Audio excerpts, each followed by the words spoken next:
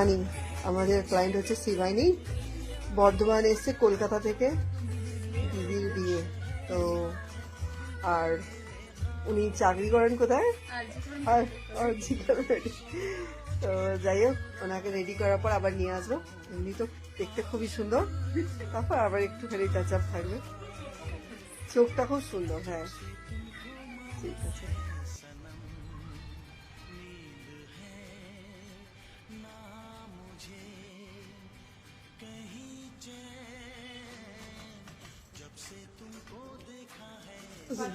পরে কল করছি, কাজ করছি, পরে কল করছি।